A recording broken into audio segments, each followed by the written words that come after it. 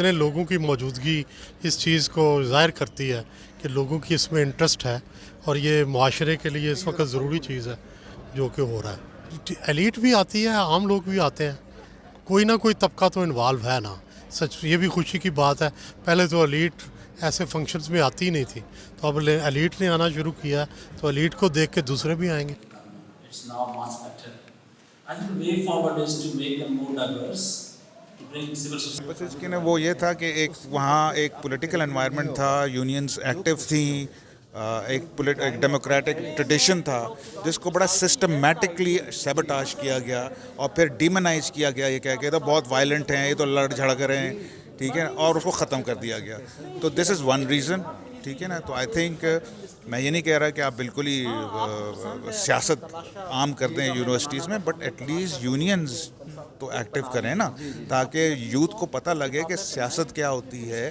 Because theory में सियासत एक अलग होती है, वो हर कोई तकरीर कर सकता है, लेकिन जब आप यूनियन के लिए इलेक्ट हो जाते हैं फिर आपको छोटी छोटी चीज़ें करनी होती हैं, जी वो टेबल टेनिस की टेबल लगानी है और फंक्शन करना है वगैरह, तो आपको पता लगता है कि नेगोशिएशन, कॉम्प्रोमाइज़, ये होती है सियासत। और जब आप इन चीज़ों में पढ़ते हैं, दैट इज़ व्हेन आपकी क्रिटिकल थिंकिंग ऑफ कोर्स बढ़ती है।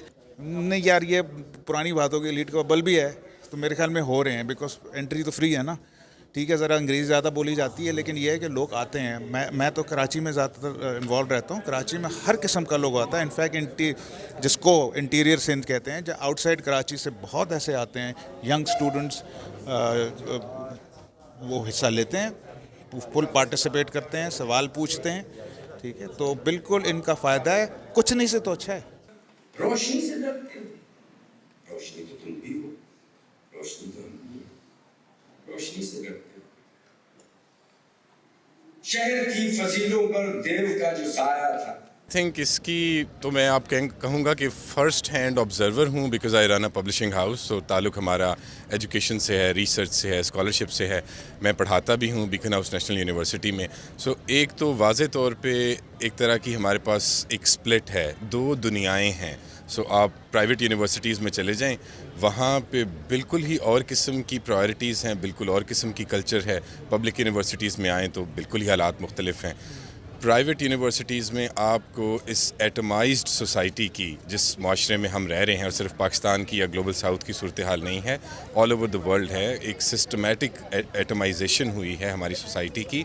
वो हमें उसकी इतनी वाज़े किस्म की डेमोन्स्ट्रेशन नज़र आती है डे टू डे बेसिस पे प्राइवेट यूनिवर्सिटीज़ में, जहाँ पे स्टूडेंट्स की किसी किस्म की कोई इंटरेस्ट नहीं है in forging alliances, in sort of producing networks of solidarity and so on, या मिल के कोई कलेक्टिविस्ट एक्शन की तरफ जाना है। हम छोटे छोटे मसाइल जो हैं वो तो अलहदा हल कर सकते हैं अपनी इंडिविजुअल कैपेसिटी में, लेकिन जो हमारे सांझे मसले हैं, मिसाल के तौर पे फ़ीसों का बढ़ना हमारा सांझा मसला है, क्वालिटी ऑफ इंस्ट्रक्शन यूनिवर्सिटीज़ में इंतहाई पुअर क्वालिटी ऑफ इंस्ट्रक्शन है, वो स्टूडेंट्स का सांझा मसला है। कैंपस डेमोक्रेसी स्टूडेंट्स का सांझा मसला है। सेक्सुअल हैरेसमेंट स्टूडेंट्स का सांझा मसला है, and the list goes on. और ये सारे सांझे मसले अकेले रह के हल नहीं हो सकते। We need to forge alliances, we need to strengthen our bonds. हमें प्लेटफॉर्म्स क्रिएट करने हैं, हमें प्रोग्रेसिव प्लेटफॉर्म्स क्रिएट करने हैं, ताकि मिल के हम ये जंग लड़ सकें और जीत सकें। मैं उतनी सख्त तनकीद नहीं करूँगा क्योंकि मैं ख़ुद इन फेस्टिवल्स का हिस्सा होता हूँ, आई feature at most of them, लेकिन मैं मुत्तफ़िक हूँ कि आप देखें कि तकरीबन बबल है, बिल्कुल एक ख़ास किस्म का एको चैम्बर है, उससे बाहर से लोग नहीं आते, और टॉपिक्स भी देखें तो ज़्यादा मुख्तलिफ नहीं हैं। आप कराची फेस्टिवल, लाहौर फेस्टिवल, जितने भी फेस्टिवल्स हैं, बग़ैर किसी को कॉल आउट किए हुए, अब सब की टॉपिक्स देखें, वो डिस्कशंस देखें जिन पे बात हो रही है, वो मोर और लेस एक ही जैसी हैं। एक आप उसमें ख़ास तौर पे एक मिसाल देखें कि आपने कब आखिरी दफ़ा देखा कितना बड़ा मसला है पाकिस्तान में वर्कर्स की जेपर्डी, राइट, जो हमारी वर्किंग क्लास है, ये पाकिस्तान की मेजॉरिटी है।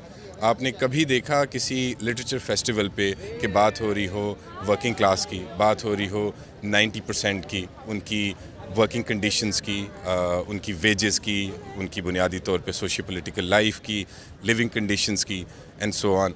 सो یعنی جو مسئلہ پاکستان کی میجورٹی کو کنسرن کرتا ہے وہ انفارچونیٹلی ان بڑے بڑے پلیٹ فارمز کو کنسرن نہیں کرتا. سو بہت ہی ایک عجیب و غریب قسم کی صورتحال ہے. ایک خاص قسم کی ٹینڈنسی ہے, سخت ہو جائے گا لیکن میں کہوں گا ایک بہت خاص قسم کی اینٹی ٹینڈنسی ہے جو گرو کر رہی ہے ہماری سوسائٹی میں کافی عرصے سے, کہ بات ہی نہیں ہو رہی ان ایشوز پہ جو سب سے زیادہ اہم. جی میرے خیال میں بڑا امپورٹنٹ ہے جو آج LLF ہو رہا ہے. یہ ایک لانگ سیریز جو میرے خیال میں جنوری سے شروع ہوئی ہے, جس میں 4-5 فیسٹیولز ہوئے ہیں یکے بعد دیگرے.